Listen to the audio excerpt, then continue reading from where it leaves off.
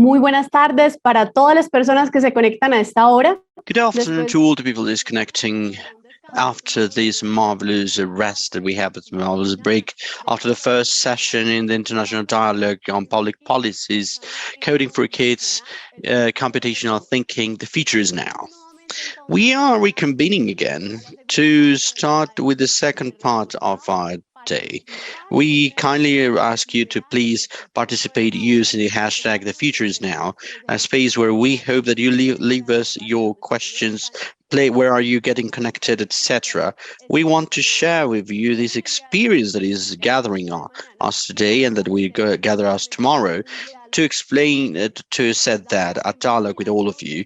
We give you a warm welcome to the plenary, the necessity of empowering the youth with the skills and how to do so.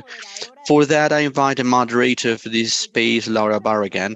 She is the Director of Education and Society of the British Council, Colombia, who is a Master's in Education of the Harvard University, an historian with summa cum laude of the Universidad de Los Andes, Colombia.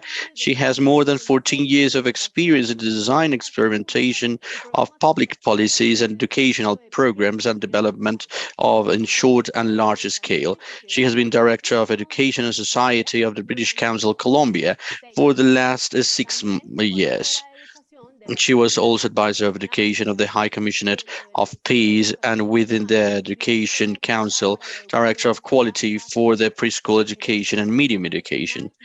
Work program History Now, an advisor for the program of citizen competences. She has also worked in high school and on the graduate studies, work on the historic footprint group, and has worked as a consultant for the Compartir Foundation and embracing history and yourselves. Laura, welcome and thank you so much for being with us in this space. So I'll give you the floor so that you can start with your plenary. Thank you so much. Good afternoon or good morning or good evening for the people that is joining us from different parts of the world. As British Council, we are really proud of being organizing this important venue around a topic that is like computational thinking. Before we start, I would like to tell you that from this moment onwards and to ease Sandra's life, I'm going to move to English. However, for those that are accompanying us from Zoom, I kindly invite you to see that you're going to find an icon, a global icon in the bottom that you can choose the language that you would like to prefer. Now let's move to English. Be able to introduce to you Sandra Cortesi, who is joining us today all the way from Switzerland. So it's quite late there. We greatly appreciate you being here despite the time difference. Before we begin, I'll just give a little bit of context to the audience of who you are. Dr. Sandra Cortesi is the director of the Youth and Media Project at the Berkman Klein Center for Internet and Society at Harvard University.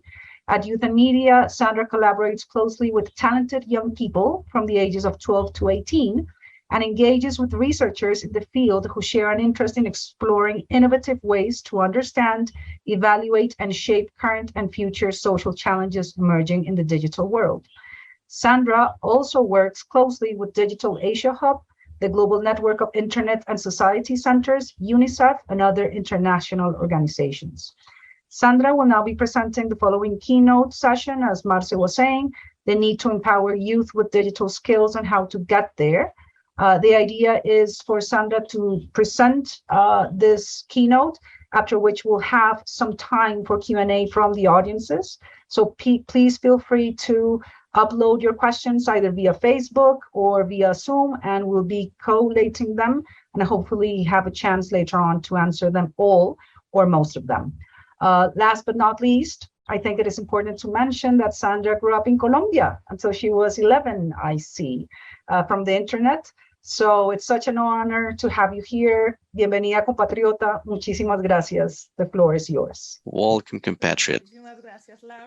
Well, thank you, Laura. Let's see if technology doesn't fail us. I do have some slides. Can you see my slides? Is this actually working? Yes, I can see them. Okay, good. Okay, so let's start again. I'm really sorry first and foremost that I'm not giving this talk in Spanish. Sometimes I think I could, but then other days I think I'm not brave enough. So today is one of the days I don't feel brave enough to give this talk in Spanish. But during the next 40 minutes and whenever you feel like it, feel free to reach out to me. Here are my contact details. Feel free to tweet at me in Spanish or English, or email me in Spanish or English. Either way is fine. And I hope we will be in touch today and then in the coming days. Well, first and foremost, thank you for the invitation to the British Council. Thank you, Laura. But also thank you to Mintic and especially to Carmen Ligia Valderrama. We just saw each other last week, so I'm sorry I couldn't stay for much longer in Bogota, but it has been a tremendous pleasure working with you over the last 10 months or so, also in the context of the AI expert mission. So I'm delighted to be here again and hope I have something interesting to say. I was just introduced briefly earlier, but because I like to know a few personal facts about the people I'm listening to, here are a few personal facts about me. I'm a psychologist by training. I grew up in Colombia, as was just shared with you. I lived for my first 11 years there. Then I moved to Switzerland, so that's why I have this German accent in my English. And I have been living in the US, in Boston, for 13 years. Most people know me because I am the director of the Youth and Media Project at the Berkman Klein Center for Internet and Society, which is at Harvard University. I also have some other academic affiliations, one at the University of Zurich and the other one at BI Norwegian Business School. My work and the work of Youth and Media focuses on young people ages 12 to 18. I think that's important to share with you because the 12 to 18 seems to some of you may be random, but that age range was chosen particularly because of the US school system. So 12 to 18 in the US is roughly middle to high school, particularly when we're talking about skills. I think that is relevant. But you see, while I'm based in the US, and some of my work happens in the US, you can see all the little dots of places where Youth and Media does their work. So it's relatively global, I would say, many countries, including Colombia, which my heart will always be in, but really globally distributed. So we can also, in the question part, talk about comparisons or other parts of the world if that seems of interest. This is how my happy days look like, definitely not like right now giving presentations. My happy moments are when I can spend them with young people, talking about important issues, doing participatory research, all kinds of interactive workshops. The most important part of my job is truly engaging with young people in a partnership and collaboratively address some of the topics we're going to talk about today. Just the brief structure for those who are still here with us, and I hope you will remain with me for the coming minutes, but here's the rough structure. So it's divided into 4 parts. First, I would like to share with you some observations and give you a broader context in which learning takes place, or that is learning relevant. I then would love to talk about learning specifically and take a closer look at how, with whom, where, and what we should be learning, and how this element of computational thinking fits into it. Third, I would love to figure out how we are actually going to address this challenge of empowering young people with digital skills and how we can do that collaboratively. And then I would like to end with a few examples of Youth and Media's work and other work that I find really interesting when thinking about how to equip young people with digital skills. Before I even start introducing some of the context or the shifts that have happened over the last decade, I want to start saying that much of Youth and Media's work focuses actually on digital divides, inequities, and inequalities.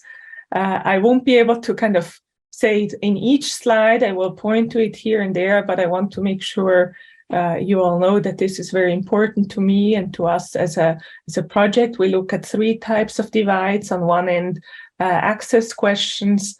Then we study kind of skills, inequalities, and divides. And kind of the third divide, we look at resource inequalities and how that shapes how young people engage with digital technology. So I'm also happy to talk more about that. In the end, I want to say that in all of the countries I live and work, digital divides are real, in Colombia as well. We saw it during the pandemic. In many cases, it's getting worse and not better. So we need to work more on it, and we need to work harder on it. So I want to start with this, so you know I deeply care about it. Not that you then later think I forgot about it. I'm very aware.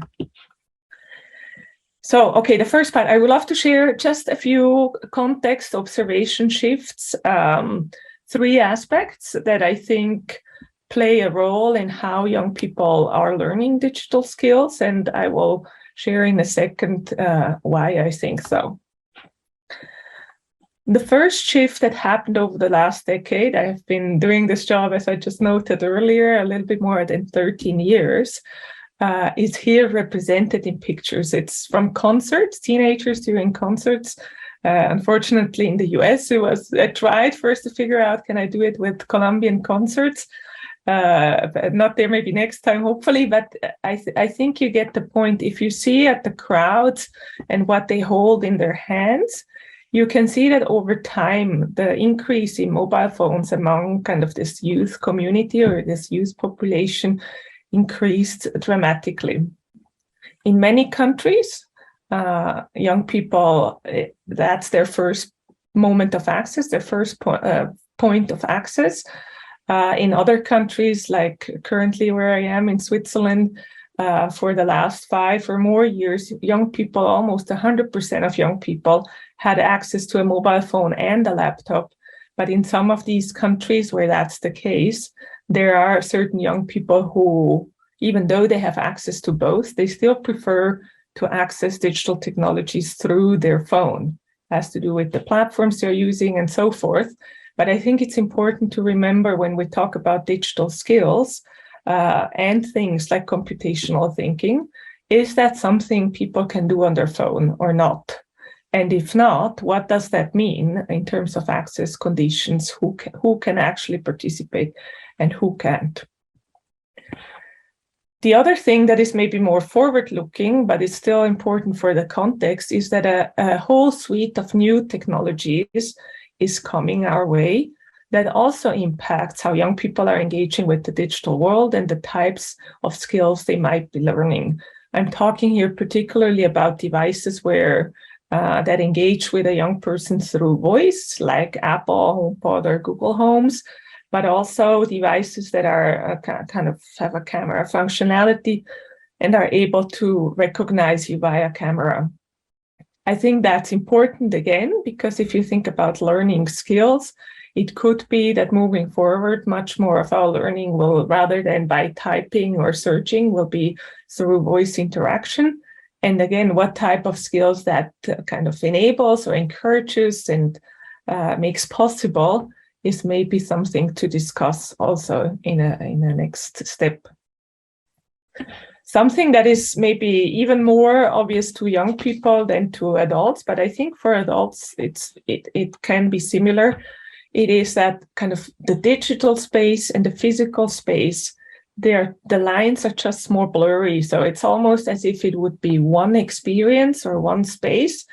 So in that sense, some of the digital skills we're talking about connect to physical activities or physical experiences, and some of the physical experiences may connect to the digital. But it's important to note that there are not skills per se that you learn just for the digital world and then just for the physical world. It's much more connected. On this slide, I won't go through it in detail today because of sake of time, but this is essentially the visual representation of how a young person buys a shoe.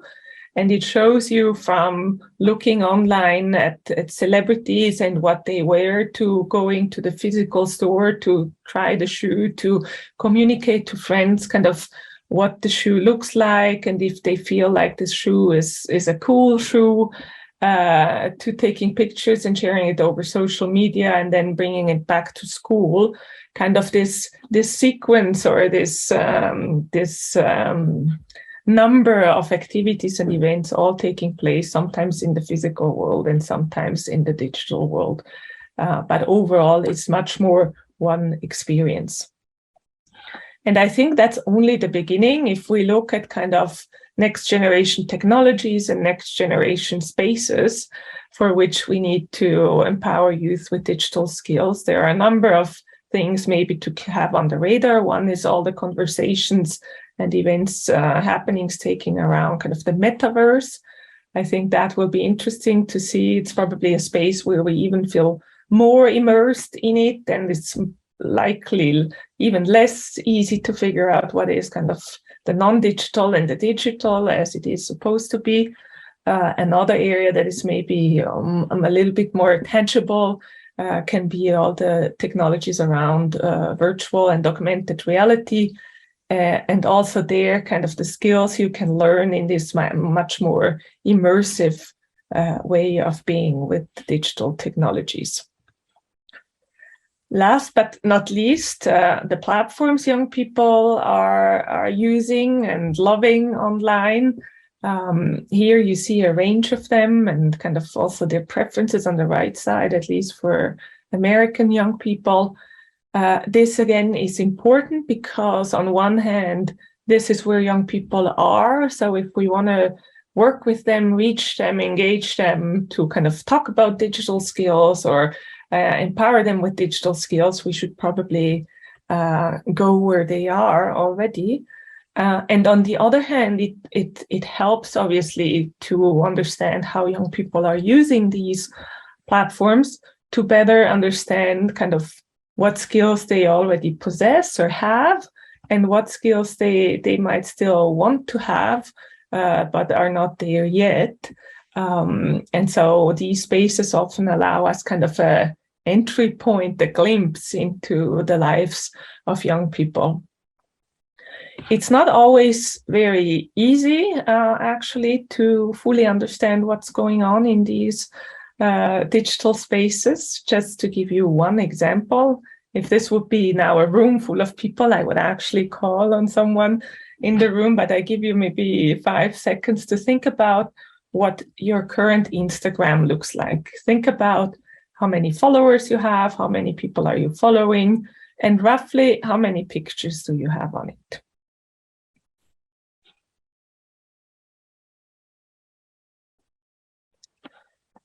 So I will share with you how my Instagram looks like. It's public anyway, so you could also theoretically take a look at it. So it's on the left side, but my Instagram looks like an average middle-aged kind of person Instagram, I would say. It has a lot of pictures, 313 pictures currently.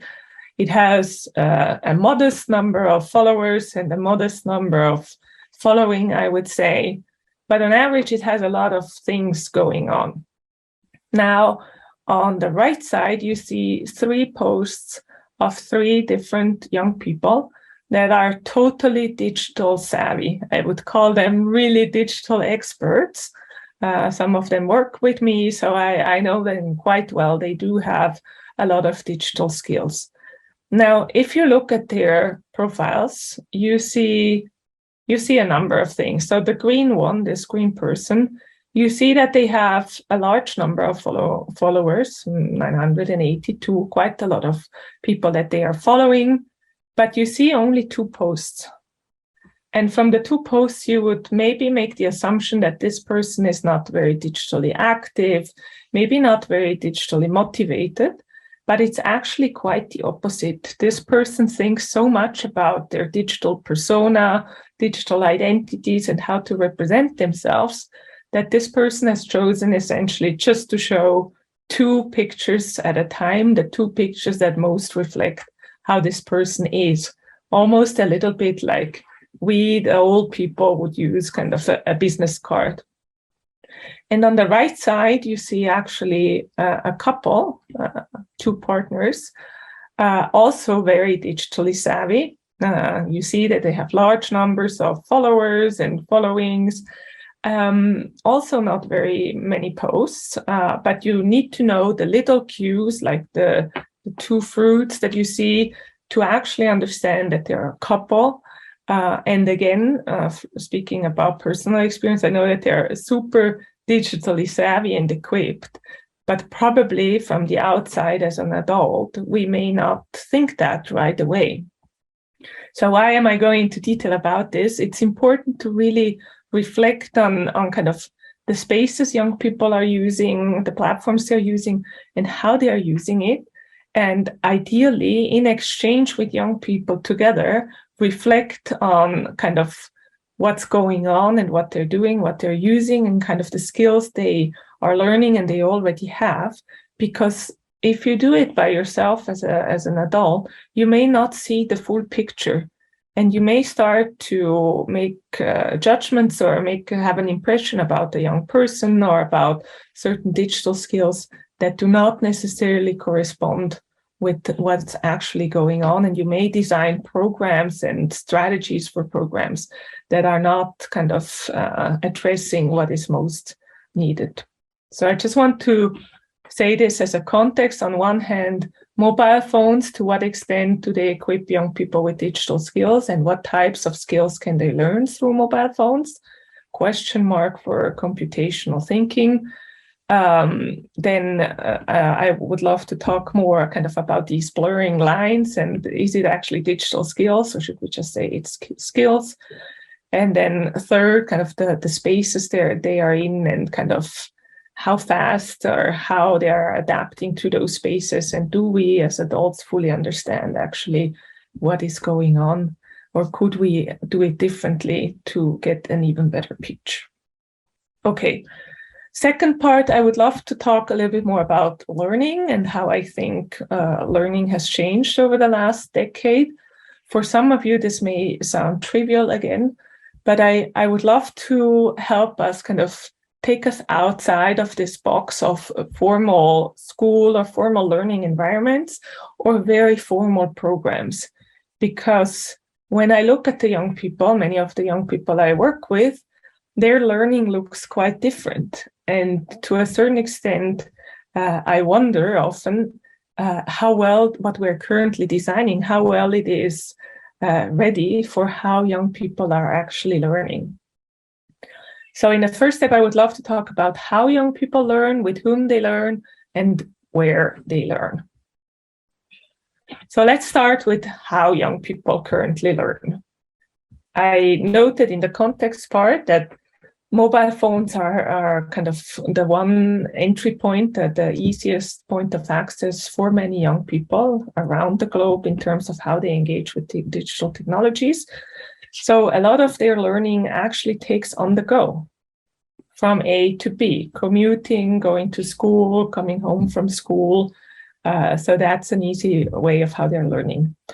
A lot of their learning in an ideal world, but actually also happening, is kind of connected learning. So basing their learning around specific interests and then learning around it. Some of it could happen on specific platforms like YouTube. Imagine you have an interest in creating podcasts, and you may learn through platforms like YouTube. You learn how to do podcasts. Could be about natural conservation, biodiversity, or whatever your interest is, that you learn often digital skills around it.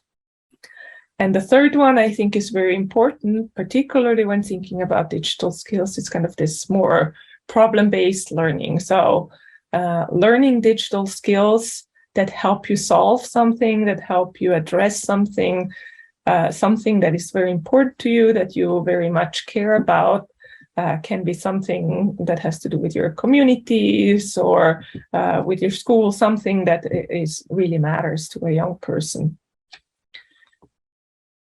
One very interesting example that kind of connects this element of technology, interest-based, kind of immersive learning I find is this virtual reality platform from The Guardian that lets you learn about incarceration and solitary confinement. So essentially through a virtual reality experience, young people and old people can experience, kind of immerse themselves into kind of a small space within a prison, and how it is to be kind of alone in the space, learning things like empathy and perspective taking, but it also allows the learning of certain digital skills as you use these different technologies. The second element that is definitely changing is with whom we are learning and young people are learning. So teachers, my favorite group of people is still number one, probably on the list when it comes to learning. But other people and kind of other entities are important as well. So it could be that we're talking about virtual tutors. I don't know if many of you have spoken to Alexa or Siri and have asked them questions and have learned knowledge and skills through them. Young people are definitely no longer just learning by themselves and with other adults, but also with their friends and peers, sometimes on the platforms that I introduced earlier. The third element is kind of learning with mentors, influencers, famous people or significant people in their communities. One example is YouTubers, but could be also, depending on the community, could be a spiritual person or could be someone that is just very active in the community that young people are learning important knowledge and skills from. Just to give you one of my favorite examples, also when we think about computational thinking, is Scratch, developed at MIT, where young people learn computational thinking and programming, but they learn it with other peers. So they either engage with each other on projects, or they edit, build on top of each other's projects, give each other feedback and the like. So it's often that learning with other peers is how kind of this more meaningful learning on this platform takes place. The last part that I want to talk about is kind of where we learn. So obviously school is still very important, but also during COVID, virtual classrooms, hybrid learning, other learning platforms like Khan Academy, and the social media platforms I showed earlier definitely are becoming the spaces in which young people learn digital skills. Here, just as a last example, is a IBM virtual classroom where people kind of can engage with other characters and learn Chinese, but just to give you an idea of how outside of school learning in some places may look like. But I think the big question, and also in a certain way also that connects them back to the computational thinking, is the big question: what should young people actually learn? Particularly a question that maybe is on top of minds of people trying to design programs or national strategies, and one that definitely also at Youth and Media has kind of kept me thinking for quite a while, I would say, because there are so many different opinions out there about the what and what should fill a curriculum in terms of digital skills. There are a lot of big words floating around, I would say, or different frameworks and concepts. Some of them you see here: digital literacy, media literacy, digital citizenship, internet literacy, digital skills, information literacy.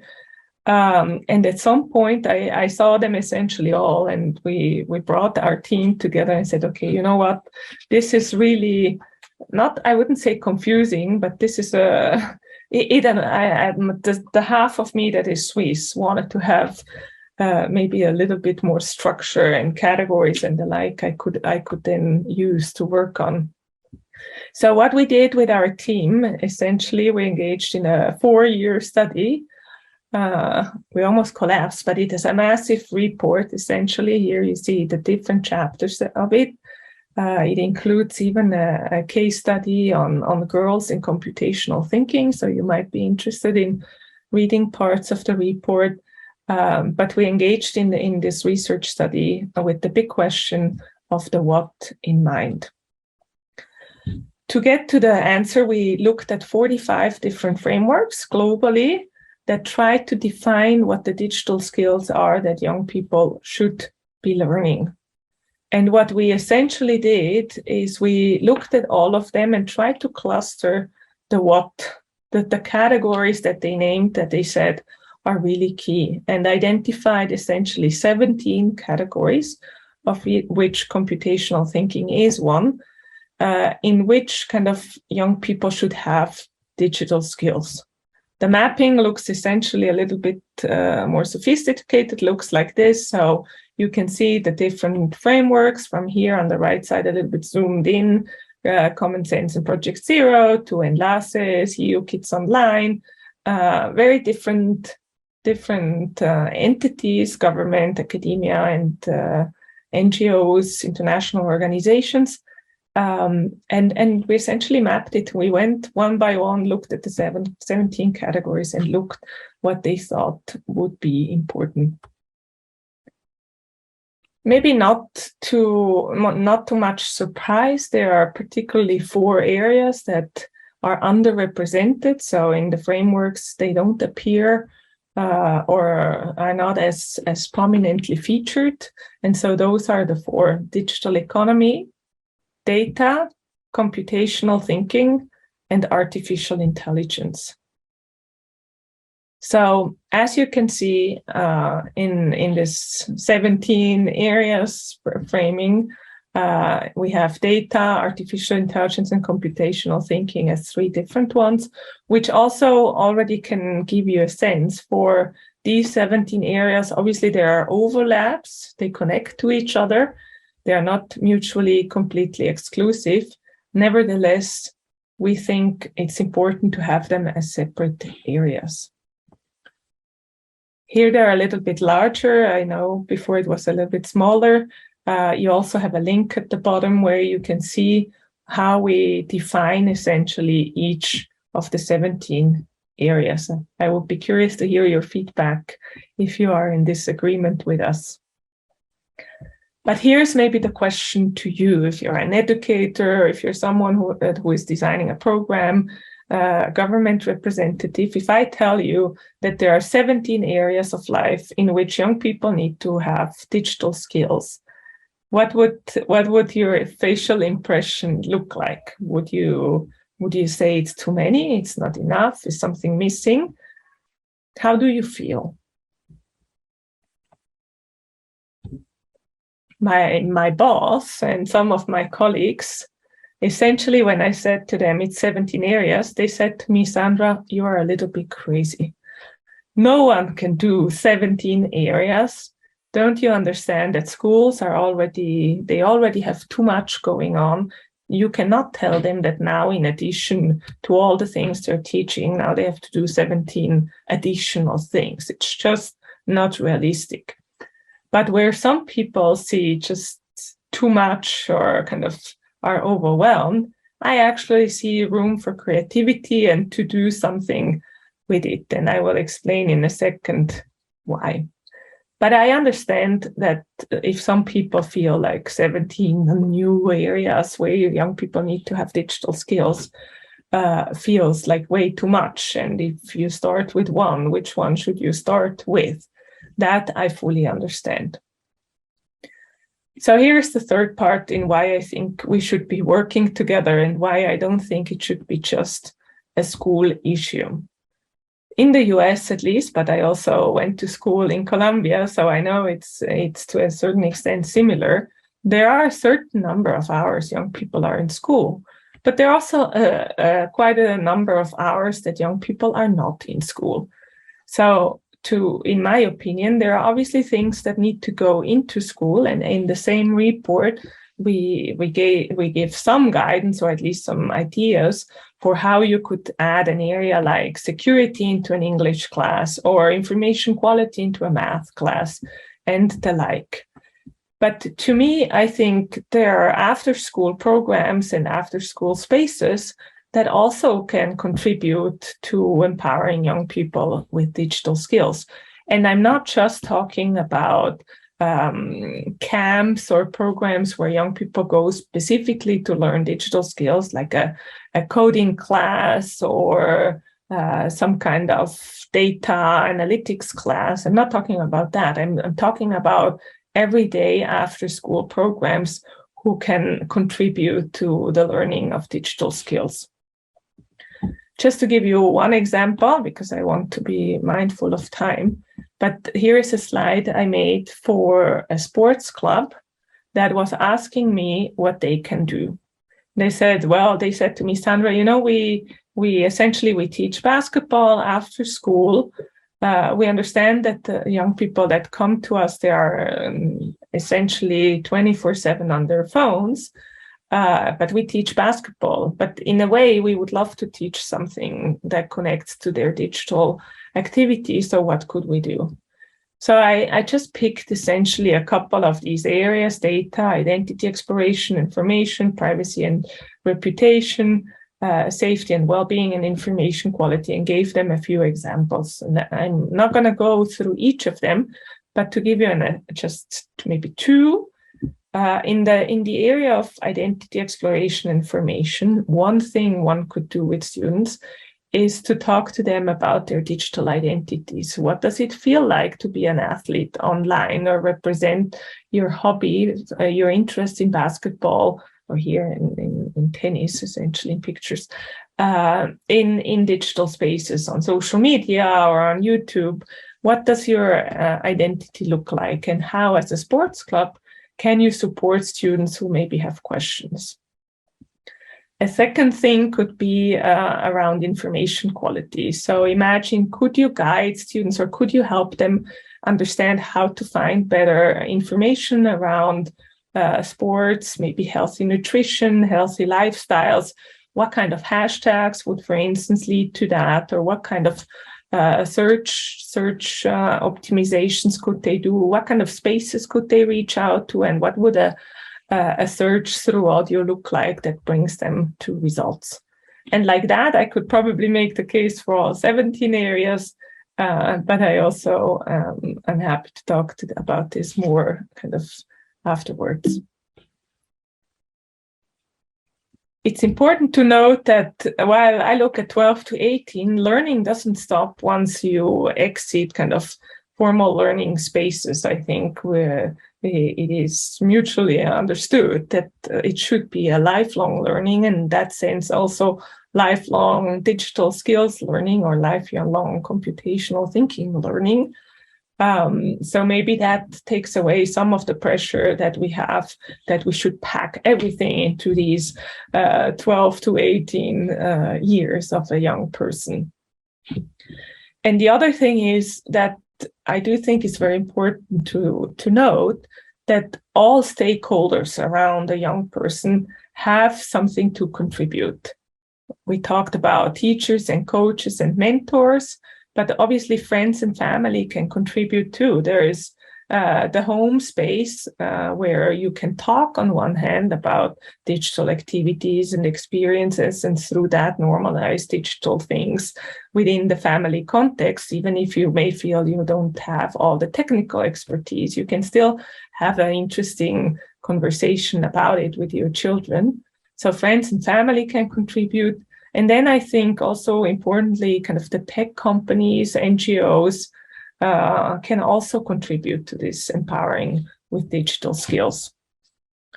There are some companies who are already doing so. Here's an example from Microsoft, from Lego. One of my favorite examples is from Google, is the Be Internet Awesome curriculum. And even more so, I like actually Meta's, previously Facebook's, Get Digital curriculum that uses kind of digital activities from people and entities all over the world, including some of ours, and have placed them on a platform for free for young people to use, and are working very closely with schools and NGOs to kind of empower young people with these skills and make sure young people are offered opportunities to learn these digital skills. If you feel uncomfortable with the idea of using platforms from companies, there are others you can use. This is our platform where we essentially put all the resources we have developed for free on it. A lot of them are in Spanish, which I think is cool. More should be in Spanish, I think. But you're welcome to browse it and use it within formal learning environments or informal learning environments. If you can't find something, please reach out to me and I will help you find it. It's sometimes a little bit a maze. And this is a platform we just built for the Colombia context, in the context of the AI expert mission. It's called aprendeia.org. And it's essentially a platform where people, not just young people, people can go to learn artificial intelligence skills, which obviously very much connects to computational thinking skills. But in terms of how the mission was formed and what the topic was, we started with AI, and hopefully it can expand over time. Now, the last point in my last 5 minutes I have that I wanted to mention is almost equally important as to thinking through what the how and the where and the with whom and the what is that we want to empower young people with. It is to kind of do it in collaboration or in partnership with them. Some of it has to do with what I mentioned earlier, that it's important that we understand what their realities look like, what their current thinking and current skills and kind of current explorations look like, and what they're hoping to accomplish and kind of what their pathways, ideal pathways look like, so that we can accompany them along their way. So 2 programs, I heard in the opening speech, also in the opening panel, a few really amazing suggestions, but here just 2 that we at Harvard did. One is the Digital Problem Solving Initiative, where essentially we matched students with mentors, kind of substantive partners, and kind of match them with a specific problem. It could be a problem that they chose, it could be a problem that we had predefined, but essentially we teamed them up together to collaboratively solve the problem.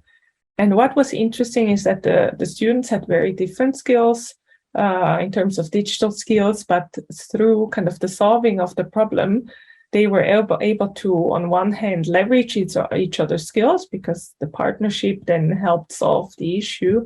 But there were also enough moments where kind of peer learning and peer teaching took place, where they could teach each other kind of these digital skills in very applied, very solution-oriented, and very non-intimidating ways, which I found a rather successful way of doing it. And the other one is kind of this youth lab, although we have already developed now a second youth lab, but this one was done with 20 minutes. It's a newspaper company in Switzerland, where essentially we brought together students, journalists, developers, and other people working at the media company, could be marketing or in strategy, and together created a program that really allowed kind of for mutual listening and mutual learning.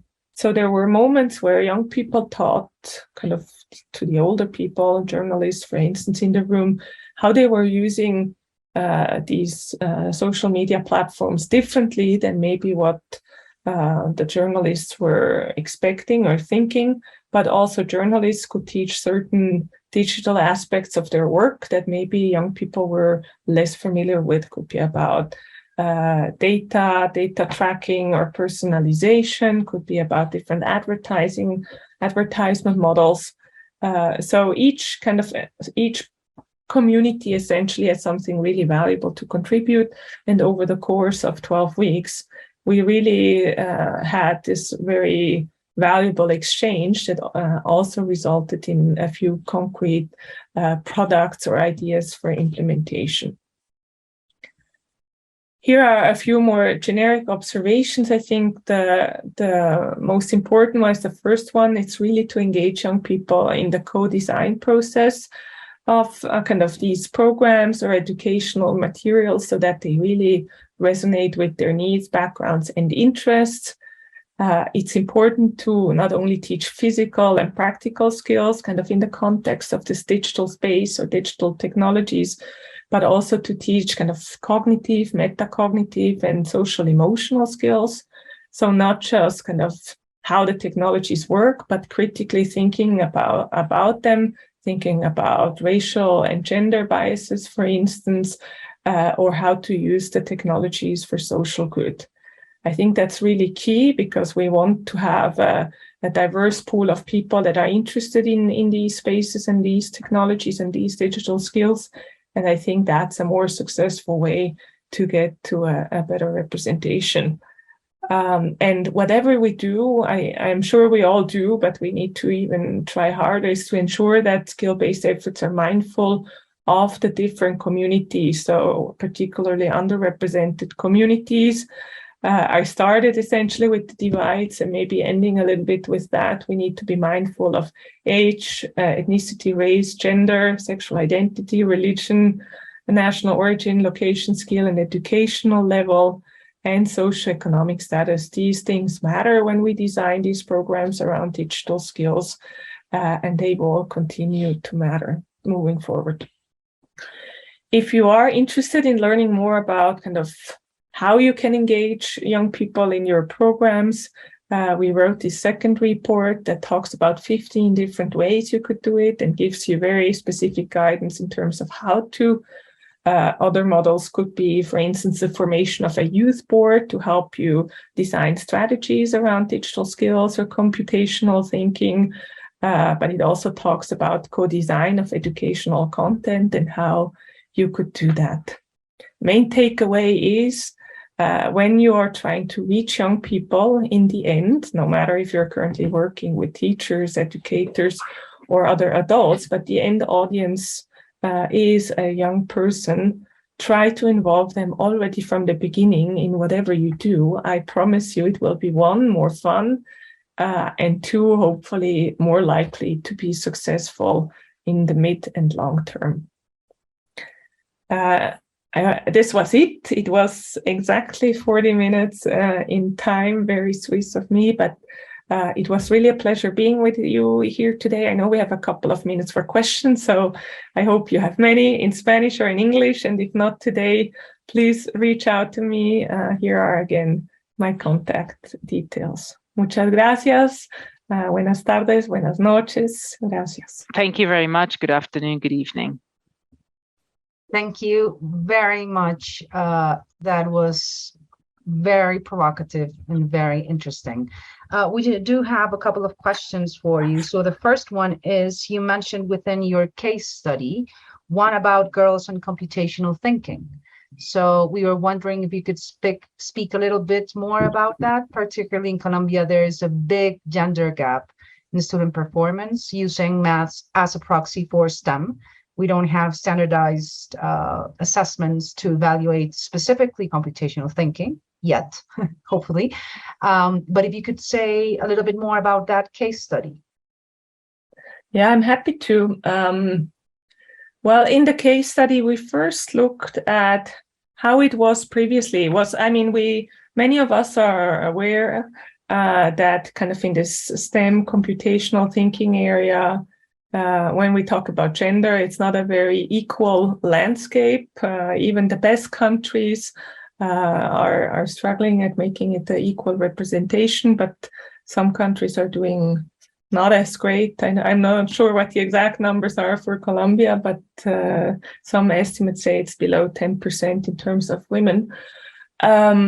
But we were looking at kind of the origins, and if that was always the case, turns out no, actually at the early days of computational thinking, the field was much more an equal landscape. And then we looked at some of the factors like personal laptops at homes and kind of devices in the homes that maybe then also combined with some hiring practices, how it became kind of more this male dominant field, I would say. And kind of what we then try to look is kind of to zoom into a few countries that are doing really interesting things around computational thinking. And from our point of view, what makes them more interesting. And so, for instance, there is one that really tries to emphasize this kind of this problem solving element. And I think that has proven to be a little bit more successful than to make it about the computational thinking or the coding per se. It's really to say, what's the one thing you want to fix in your community? And let us talk through what a computational thinking or a coding, robotics, whatever you want to call it, application could do to help you towards that goal. Another example was, for instance, to have courses within schools that are really for beginners versus for more advanced students, rather than to put them all in one pool. So kind of to lower the intimidation factors for those who had no skills at all, particularly in the younger age, where some students may come with those skills from home and others do not, or have had these experiences from after school and others do not. Maybe in some, what I find interesting is when you form teams around something specific. And I very much value, obviously, all the efforts that are around the event today and tomorrow, and how the kind of this need to equip more young people with computational thinking skills. In the Columbia's AI expert mission, we also very much talked about the need to have more AI talent. So we're in the same similar problem bucket. But I think it's through building teams that have different skills that maybe you spark someone's interest in a skill they didn't have before. So from the beginning, try to think how to build a team with someone with computational skills, someone with amazing language skills, sometimes someone with amazing design skills, and maybe someone with advocacy skills and community engagement skills. And then build something that is meaningful. And I promise you, more likely, students will start to learn the skills from each other, skills they maybe at the beginning said, I'm not interested in, this is something for the other one. But yeah, that's the too long summary of the case study.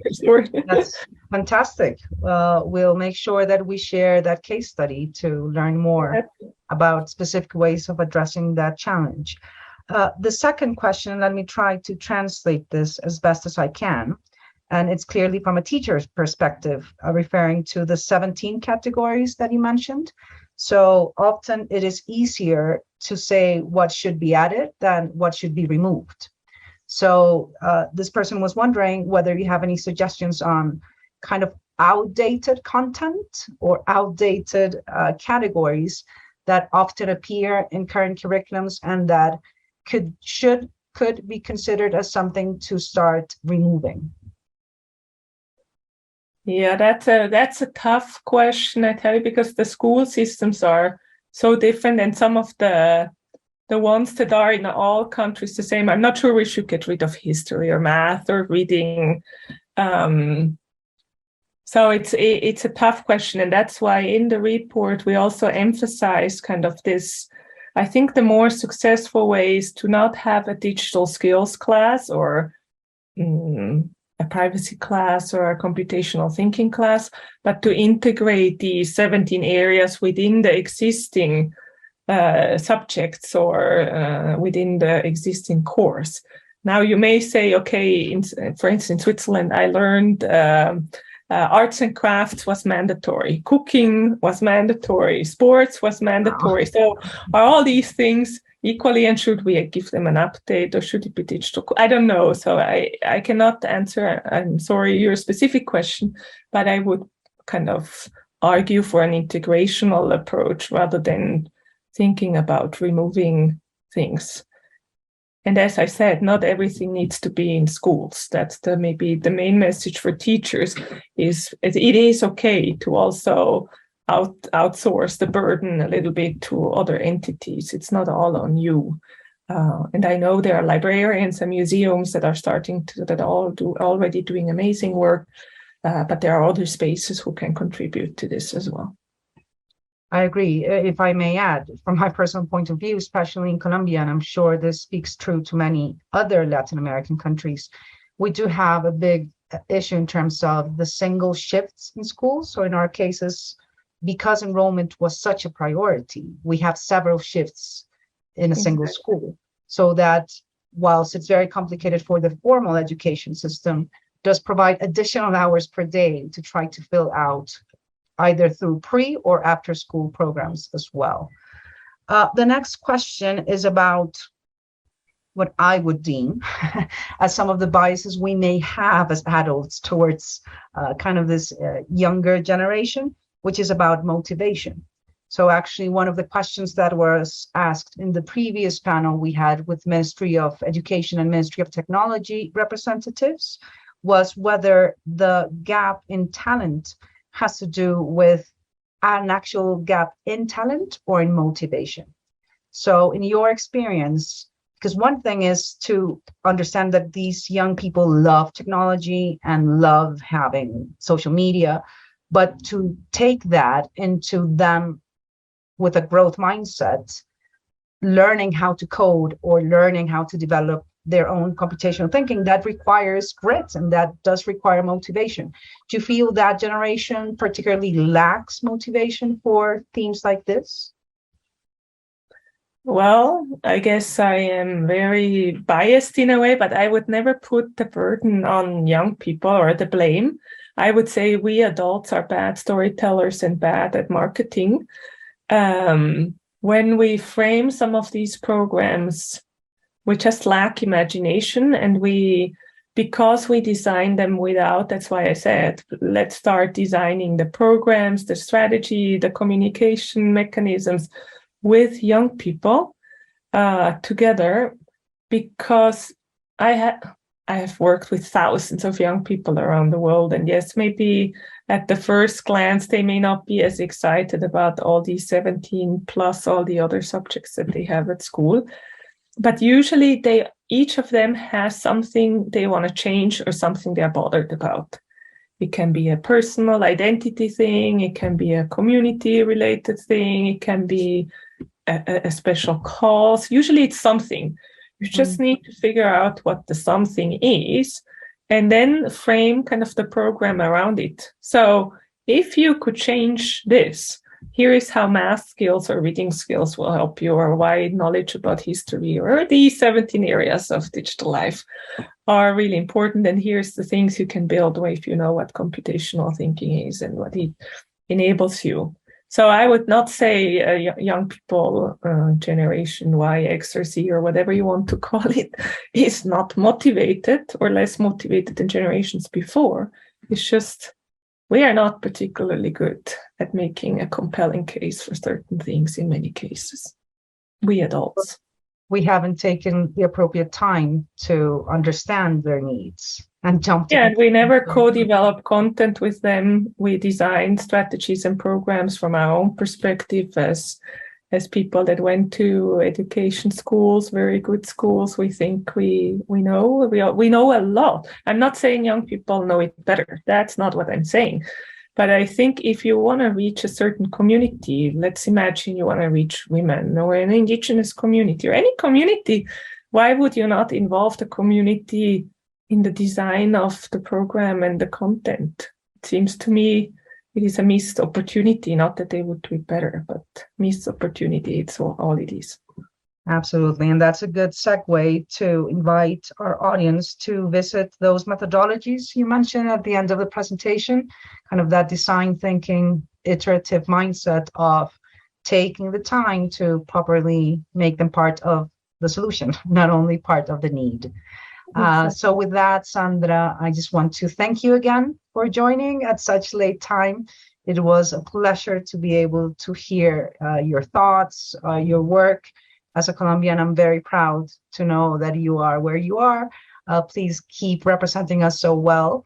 And I'm going to now give the floor to Marce, who will close this session. I know we could keep on talking for about 2 more hours, but unfortunately we have to continue with the agenda. So thank you very much again, Sandra. We hope that you will come soon, yes, that you visit some of our schools. So I would love to. Muchísimas gracias. And next time in Spanish. La próxima vez en español, pero muchas gracias. Chao, nos Sí, lo vemos. anotaremos. Así Sí. queda el compromiso. Así Gracias. será. Muchas gracias. Chao.